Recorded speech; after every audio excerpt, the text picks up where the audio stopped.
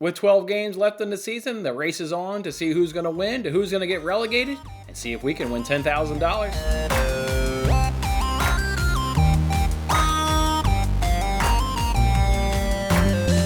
Hey, what's going on, guys? It's Jason Mattis with Winning Bets, of course, hanging out with you guys on this episode where we get to talk Premier League and the NBC Sports Predictor app, where you can win $10,000 this weekend if you can correctly predict 6 matches in the Premier League this week. And they give you those 6 matches. You got to give them the correct score for all 6 matches to win that $10,000. Hey, that is awfully tough to do.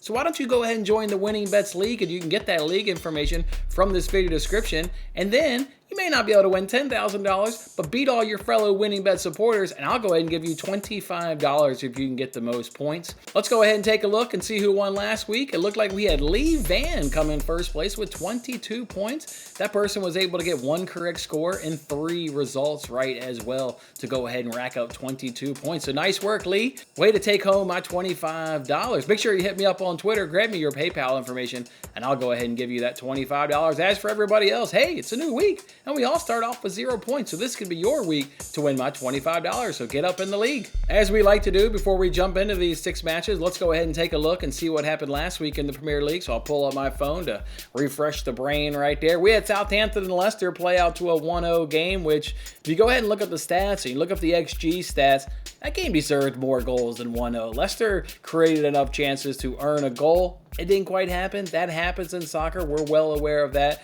And Southampton's able to get a big 3 points, right? They're in a Premier full-on relegation battle.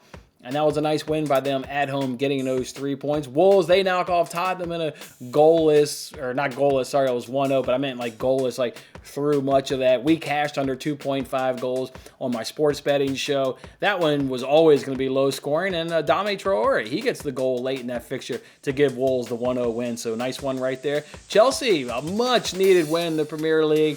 We all know what they did midweek against Dortmund now, really getting the pressure off of Graham Potter. But this was the beginning of it, getting 3 points at home against a Leeds team that, they're better than, and they needed that result. They didn't get a lot of goals. They only got 1 goal. But I think this is now the turnaround. Got that win against Leeds, got the big win midweek in Champions League. It looks like Chelsea's back on the up, so it'll be fun watching their games again. Brighton and West Ham played out to a 4-0 Brighton win. You thought maybe that game was going to be competitive.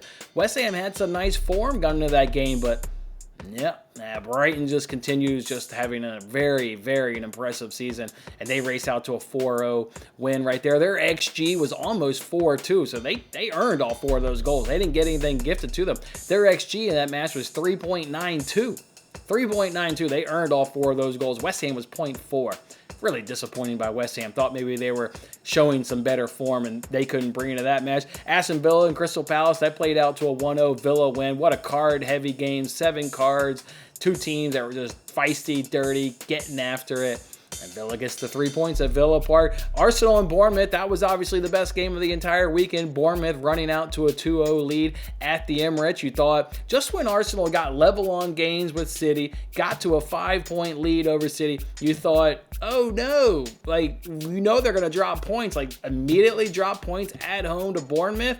No. They showed such great fight in that second half, coming back and even getting the game winner on the last kick of the ball. So that's a win that's going to carry them. That's going to carry them farther in the season as they get into these situations where they do need to claw back. They're going to give belief because that was the goal on the last kick of the game. So very nice right there by Arsenal. Man City, they take care of Newcastle in a very workmanlike Man City game, 2-0. Not a whole lot of threat there by Newcastle in that game. So City just keeps doing what they do. Keep picking up 3 points and keep giving us an entertaining title race. At Anfield on Sunday, Liverpool won 7-0 over Manchester United. First half-wise, United deserved a goal. Now, United deserved a goal. They had a couple one-on-ones with the goalkeeper that their attacking players missed, and then Liverpool gets the late first half goal to go up 1-0. And then second half, it depends on which team you're on. Are you on United and they had mistakes? Or are you on Team Liverpool and Liverpool's, defense and pressure caused those mistakes? There were 6 mistakes in that half, so probably a little bit of both, right? United playing a little sloppy, and Liverpool also, they've had a nice uptick of form here, at least in the Premier League, and their defense and their attacking and their pressure caused some of those mistakes. So embarrassing performance there by United. Looked like maybe they even gave up there at the end. The players said they didn't give up, but you give up late goals like that and you drop your head. Yeah, I think they gave up a little bit. So 7-0 Anfield, or 7-0 Liverpool gets the win. Forest and Everton played out to a 2-2 draw. Man, I thought that was going to be an opportunity for Sean Dice maybe to pick up a win, but Nottingham, just great fight right there. And Johnson getting both of those goals as he bags a brace in that fixture. His first goal was off a rebound, but he got to be in the right place at the right time, and he was able to, get a rebound there off of Pickford and put it in the back of the net. So at least Everton got a point. They've got a tough run of fixtures coming up, so they needed some points then. They need some points this week. All right, let's see what Everton can do. Then the last match of the week took place on Monday, where I think everybody saw goals in that fixture, and I think everybody generally saw Brentford getting the win, and that's exactly what happened. Both teams scored. It was a 3-2 game. Brentford looked really good. They've looked really good. Guys, this is the team that, they've scored 40 goals, and 27 of those goals have come at home. They're a great home side.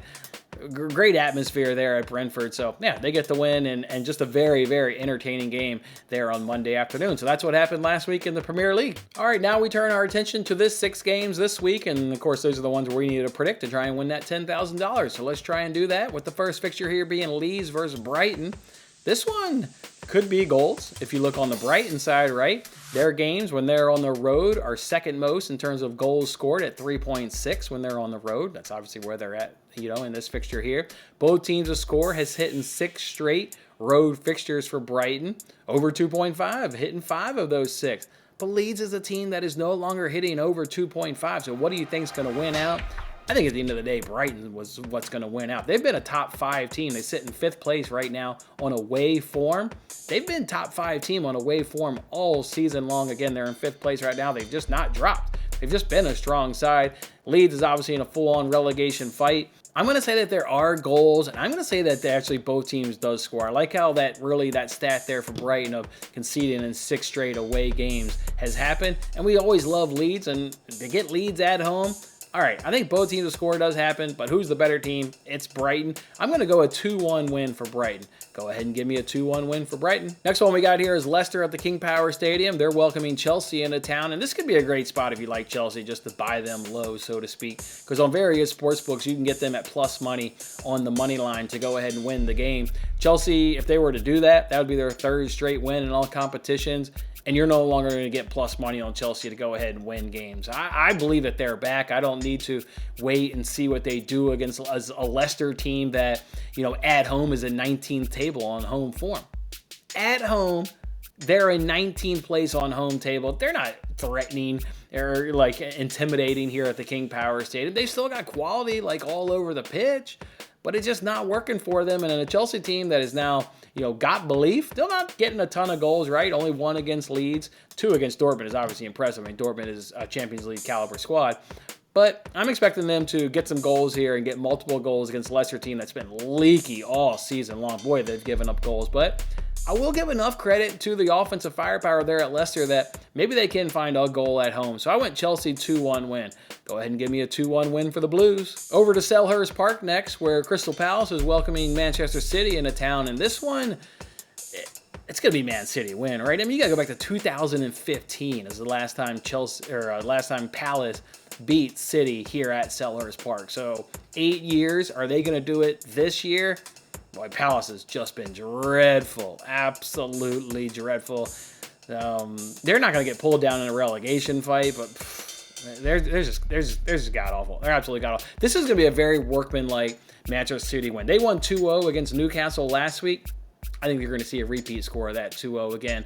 And they're just going to control the game and take the sting out of this game and not let Palace grow into the game. and they don't want to be running around chasing the ball. They got midweek action in the Champions League against Leipzig. They don't need to go into that game tired, so let Crystal Palace run all around, try and chase the ball and get the ball off of your feet. This is going to be a total Guardiola possession-based ball, and because of that, you're going to see Bernardo Silva in. He really likes Bernardo Silva when they're trying to hold possession. He'll see Jack Grealish. He always talks about how Jack Grealish is instrumental in getting them possession. So we know, I think, who we're going to get. If we get those players, I think that's going to smell a possession-based heavy game for Man City. They may back off late in the game to try and preserve those guys for that midweek game against Leipzig. So I'm going to run back the 2-0 win that they got last week against Newcastle. Give me a 2-0 win for City here against Palace. Over to Sunday fixtures now at Old Trafford. They'll be welcoming Southampton into town, and United's obviously in 4 competitions this season. At home, at Old Trafford, they've not lost in all 4 of those competitions at home. So is Southampton in 20th place going to come in here and knock off United? No. No. It's absolutely not going to happen. Are they going to come in and get a draw? No. It's absolutely not going to happen. Man United is absolutely flying. Ten Hag continues to push the right buttons. Now they are involved in Europa League, but the fact is they got a 4-1 win midweek in Europa League, so they don't really need a rest for the upcoming, second leg there in Europa League. They're not going to Spain and losing 3-0. It's not happening. It's just not going to happen. So they can do whatever they want from a lineup perspective. Maybe be some rotation, maybe like a Sancho, could come in. Maybe Garnacho, he comes back into the squad here in the starting lineup. But either way, I'm just not too worried at all. I like United, and I like United big. Southampton's been struggling all season. Their struggles continue here. I'm going Manchester United 3-0. The next matchup here is a little bit tricky, right? West Ham versus Aston Villa. They had to pick a winner. Like, you can't settle on a draw. You've got to pick a winner. I'm going Villa. I mean, West Ham doesn't average 1 goal scored per match. They just don't do it. They've just been dreadful all season long. They better be careful. They could get pulled. Like, if Everton were to get 3 points this weekend and West Ham gets 0, all of a sudden they've been pulled into the relegation. There's some teams that got to be nervous this weekend. Leicester, West Ham, Leeds. A good Everton result could really just flip the way the relegation table looks, at the bottom of the table there. So I struggle with this one. It smells like, I don't know, whenever I seem to trust West Ham, they seem to bite me. They bit me against Brighton last week. I'm going to trust them, though, that they can get a goal here at home. And I'm going to trust Villa that they can also get a goal. I went with a draw here, and I went 1-1. So go ahead and give me a 1-1 draw. Then the last one here is Newcastle at St. James Park. They're going to welcome the Wolves on into town, and unders. Last 6 games, Newcastle under 2.5. How about cashes in 100% of those games? How about for Wolves, the last 6? How about under 2.5 and 67%? So this one is going to be an under, just like Wolves' game last week against Tottenham. Newcastle, though, do you think Newcastle can win? Well, they haven't won since middle of January. They've gone almost 2 months without a win in the Premier League. I still fancy them, though, at home. I think they've got enough. I trust their team more. I like their starting 11 just a tick more than Wolves, and I'm going to rely on them to get a win, but it's going to be low scoring. This one's going to be 0-0 for a long time, just like it was last week between Wolves and Tottenham, but Newcastle will go ahead and pull it out late, so I went Newcastle 1-0 over Wolves. All right, guys, and that's how we're doing it this week in the Premier League for a chance to win $10,000 on their app. Hey, don't forget to join the Winning Bets League, where you can take home maybe my $25, where you compete against your fellow Winning Bet supporters. All right, guys, enjoy this weekend's games. Good luck with your picks. We'll see you back here next week. That was a lot of fun. Don't forget to like, comment, subscribe, and good luck with your picks. If interested in placing real sports bets, then check out my latest daily free sports betting video in the bottom right corner. Otherwise, I'll see you on the next contest.